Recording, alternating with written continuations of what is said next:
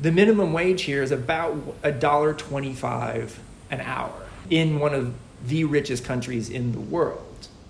So keep that in mind. However, every worker I talked to at the end of our conversation, I said, do you regret coming to Qatar from your country? And nobody said they did. Newspaper's read, a couple of calls made, and it's time for a coffee and for a chat with my friend Grant Wahl, who has his own coffee already. I was going to make coffee for you. Right, now is this kind of coffee. One of them, no sugar. Well, the cups, not here. See how shiny and clean the pans are? Means they haven't been used. That's here for the coffee.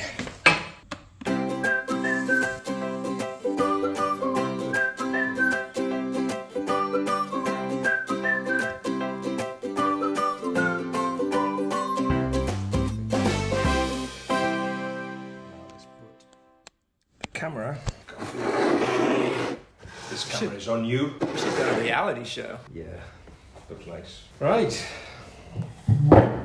Good afternoon. What have you done this morning?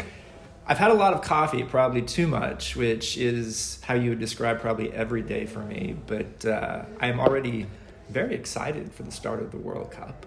It's like Christmas Day is what I would compare it to as a child growing up in Kansas. I mean, yeah. I am conflicted about this World Cup, but I'm excited about my favorite sporting event in the world and the start of it and the games and all of the players for whom this is a dream. Mm-hmm. And they didn't choose to have the World Cup here in Qatar. And I think they should, be aware of what's, out in the wider world and the situation, the context on the ground here. But, this is also the pinnacle football tournament of the world. And I'm excited for them and for us to watch it and chronicle it. I wanted to touch on two things. Your World Cup started much earlier. You had been here before because you wanted to take an in-depth look at what's going on. So when was that and what was your experience like? It actually started here in 2013. I came to do a big story about the World Cup. 3 years had already passed since Qatar got the right to host the World Cup. And on that trip, I spoke to a bunch of officials with the Qatari World Cup. Hassan Al-Thawadi, the CEO, others. And it was interesting when I was here. That's what I mainly wanted to do in terms of my reporting. But once the Qataris knew I was here, they scheduled me out so much that I had no time to do any independent reporting of speaking to migrant workers, of speaking to anyone independently. Mm-hmm. I always had kind of a minder here with the Qataris with me. And so I had that in mind and wanted to come back ahead of the World Cup, months ahead of this World Cup. And I wasn't going to speak to any officials at all. I wasn't going to publicize on my social media that I was here because I didn't want to run into any interference, because last November, 2 Norwegian television journalists doing journalism had been detained. It was for like 24, 36 hours and they were released. But still, doing journalism here is a challenge. But I wanted to come here and just speak to migrant workers and find out what their experience has been, and especially whether they thought the laws that were passed here in 2019 by the government to protect migrant workers more were being followed. And the only way you can find out is go and talk to workers. And what did you find out? So trends emerged. I went to 14 FIFA hotels in the main parts of Doha, the West Bay and the Pearl, and spoke to at least one hotel worker at each hotel and gave them anonymity. And I didn't have television cameras with me, which is good because it allowed me to not be as obtrusive. And the trends that emerged were that the new laws, in many cases, were not being followed on the ground. I talked to, these are just random people, right? That was the idea, just find out what these random workers' experiences were. Some of them, their passports were being kept by their employer, which is illegal. Some of them had paid extensive recruitment fees to get to Qatar. That is now illegal. You know, thousands of dollars that put them in debt the moment they got here. You're supposed to now be able legally to change jobs if you want to inside Qatar, and your employer cannot prevent you from doing that. But many of these hotel workers said that is not true, that they wanted to change jobs. Their employer would not let them, and in fact might file absconding charges against them. So I went to the hotel where the USA team is staying, and I had been told by the U.S. Soccer Federation that they had already had talks with the hotel and were really trying to avoid any issues, which is well-meaning, but we don't want workers in that hotel who've paid recruitment fees. First worker I talked to at the U.S. team hotel told me he had paid extensive recruitment fees. So my sense at the time was that U.S. Soccer was being they were well-meaning, but a little naive about what the hotel was telling them. I did talk to some construction workers as well. It was pretty clear to me that I should have had an interpreter. So I focused on the hotel workers. I was only here for a week. They did tell me a couple other interesting things, though. They did say that the new minimum wage was being followed. They were being paid on time. So that's good. And in general, it's progress that these new laws were passed in 2019 under massive pressure from global trade union groups in the years since Qatar had gotten the World Cup hosting rights. Now, there's other aspects, though, because this is complex. The minimum wage here is about $1.25 an hour in one of the richest countries in the world. So keep that in mind. However, every worker I talked to, at the end of our conversation, I said, do you regret coming to Qatar from your country? And nobody said they did. That's the complex of the situation, isn't it? I've only been here since Thursday, but everybody I talked to, on one hand, these will be taxi drivers or some of the cleaners that come to look after our house.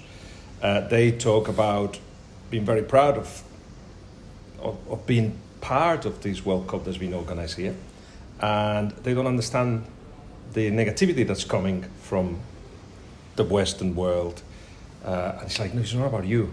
it's the bigger picture that we look in here. But conflicting things coming to us at the same time, aren't they? It is. And I talked about this a little bit with human rights organizations, Amnesty International, and what I was writing. And I said to them, none of the workers I spoke to, and I spoke to 24, regretted coming to Qatar. They have issues with some of the things about too many work hours or their employer, but they didn't regret coming here. And the Amnesty International woman said, that doesn't surprise me. It says a lot about the countries where they've come from that they don't regret it. But her feeling was Qatar is the richest GDP country in the world, should not use that as a reason to not treat workers better. Yeah. So that's one of the things I wanted to talk to you about, because you already have experienced this place in different ways, and have tried to do that thing that has been abandoned recently, which is proper journalism. Yeah. So I appreciate that, but I also wanted to talk to you where that goes. And it's another fascinating story of a self-made man right now. Having been the number one writer in USA, Sports Illustrator had you all over the place, covers, all kinds, and you decided for whatever reason to go your way. And how is that going? It's going really well. It's the best decision I ever made. Career-wise, the last 14 months of my website, grantwahl.com, has been the best work year of my career. And also it's now functioning as a business, which is even better because it will continue to allow me to do this. I'm my own boss. And I underestimated the liberation that would come from being my own boss, being my own assigning editor. And I have a travel budget. So I've been to 15 countries in the last year for stories. I've been all over the United States. And I I don't have to pitch to somebody, some editor, like, I want to go do this story. I think it's a good story, and have them potentially turn me down. I just go do it. And I feel really good about that. And so Sports Illustrated got new ownership in 2019 and is not what it used to be, unfortunately. I'd spent 25 years there and still have so much affection for what it represented. I think it is the greatest sports publication of all time, at least was. And I had wonderful experiences. This is my 13th World Cup, 8th Men's World Cup, and my first one independent as a journalist. And so having my own site on Substack, it's direct to consumer. And so they pay subscriptions. You can get a monthly subscription, you can get a yearly subscription. And I am incentivized by that to do extremely high quality work, because otherwise, why would you pay for it? So it's not advertising driven. Advertising incentivizes clicks, quantity, and not quality. Message to the editor. This is where you put the link, or at least you have to go to because this is going to be on Twitter and YouTube. Somewhere in there will be the link of how to subscribe. But all right, you take that decision, which it's like, for instance, when I left Sky after 27 years, I think it was, and then the world all of a sudden seems huge and scary. Yeah. Best decision I made, because now BBC, CBS, documentaries, books, etc. So I'm happy, but there is a time of uncertainty. Oh yeah. You've been at it for a year and a half, more or less, or a little over a year. How does it feel, and how is it going? Yeah, I mean, because I have a travel budget, and I want to do the journalism I've always done. And a lot of people who are on the Substack website who've been successful are, they're not doing journalism, they're just doing opinion squawking, as I would call it. And I didn't want to be that. I mean, it's just like opinion people in the United States, often on the right or the far right, who, political folks who are doing grievance opinion nonsense, which, I have opinions, I have columns on my site, but I didn't want to be that. I wanted to do soccer journalism around the world, including in the United States. And I think I'm showing that people are willing to pay for that, which there aren't that many people yet doing what I'm doing. And I think this is the future for a media landscape that gets more difficult globally and in the United States every year, because advertising has gone away to Google, to Facebook, and you really shouldn't be tied to advertising. I may end up having some ads on my site, but it will always be mainly subscription driven. A little bit like the New York Times has been the most successful digital media outlet. They have some ads, but not obtrusive or annoying. And it's mainly just high quality journalism. And that's been great. It's interesting. Before, I don't know, you can share some numbers, but I'd like to know how well it's going. But it's interesting how, given the opportunity to go into a desert and then just create your own world, you've gone that way. In my case, I decided to link myself to big brands, just create stuff that is relevant, with certain standards, and keep it that way. So these big brands come and get you. So I'm still allowing them to be my bosses, but out of which, through the years of work or whatever, the quality that gets done, I've been doing really good stuff. I'm enjoying it. So there's two completely different ways to get to the same place, to tell stories, which I guess is our passion, isn't it? That's the big thing. But you have taken that decision. You've gone that way, and I want to know how well it's going. I don't know how much you can disclose. I've been public. I recently said I just passed 3,000 paid subscribers. Which is compared to what you expected? So my goal at the beginning of the year was to be at 2,500 paid subscribers by the end of the year after the World Cup.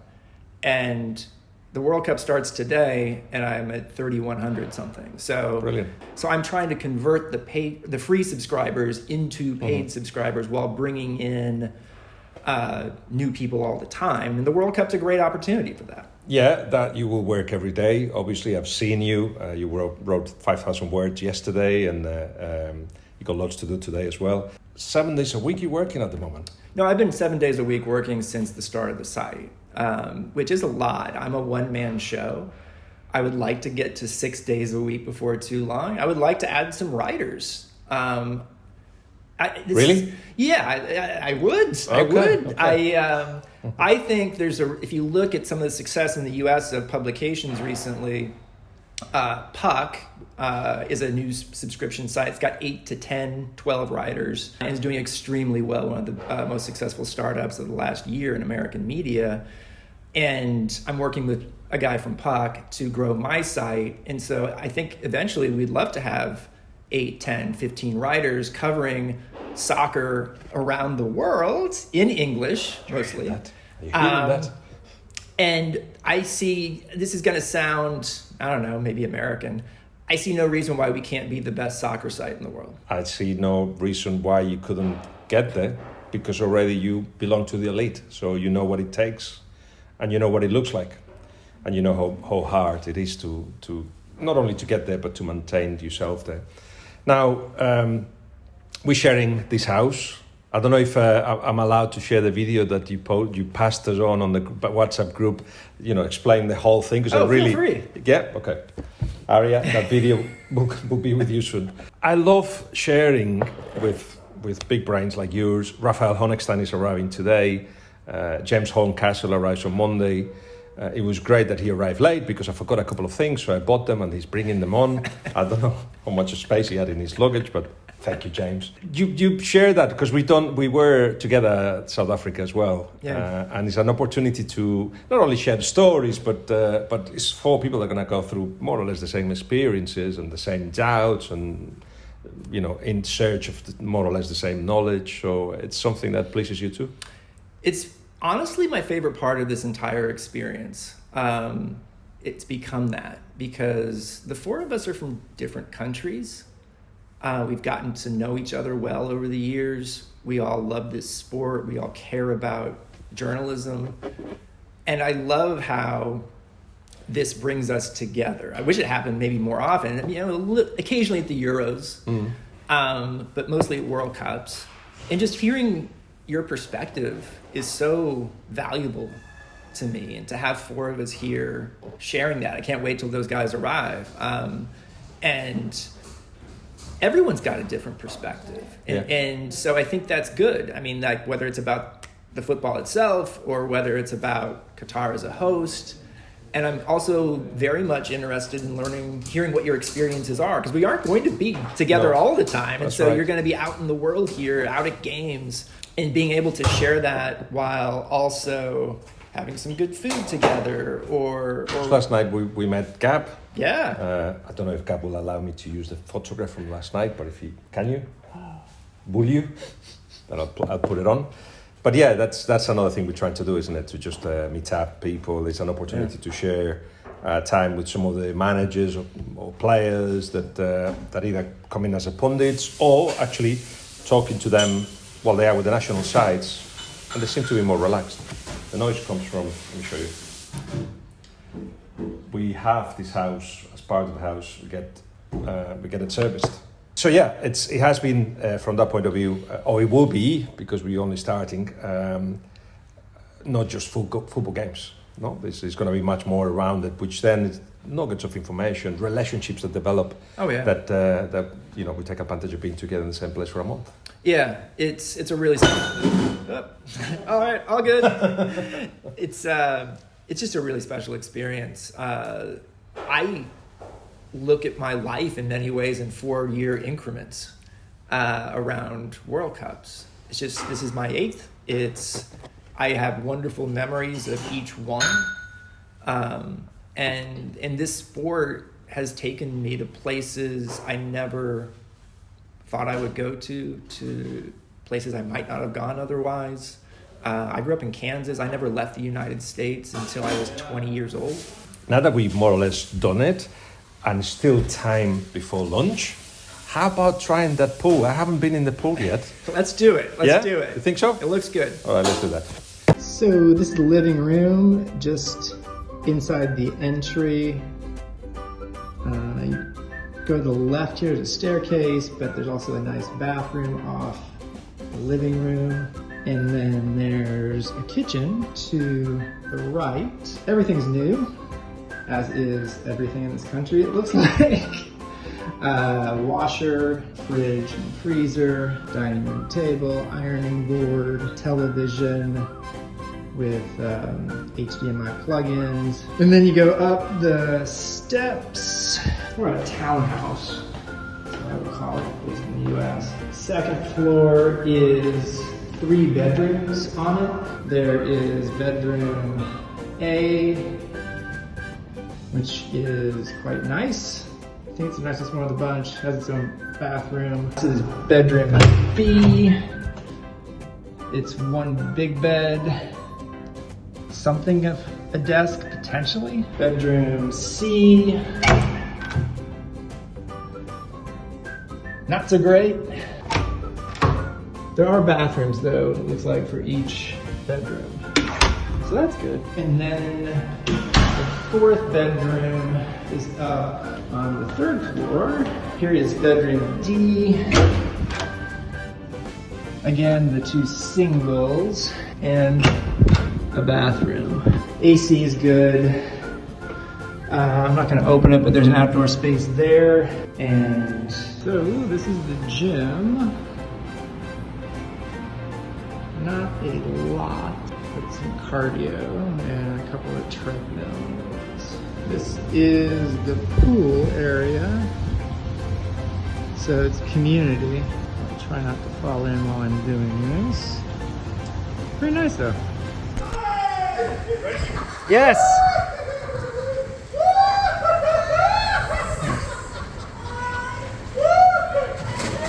Beautiful. Was that a 10 out of 10? I would say at least a 9. At least a 9. I'm a tough judge.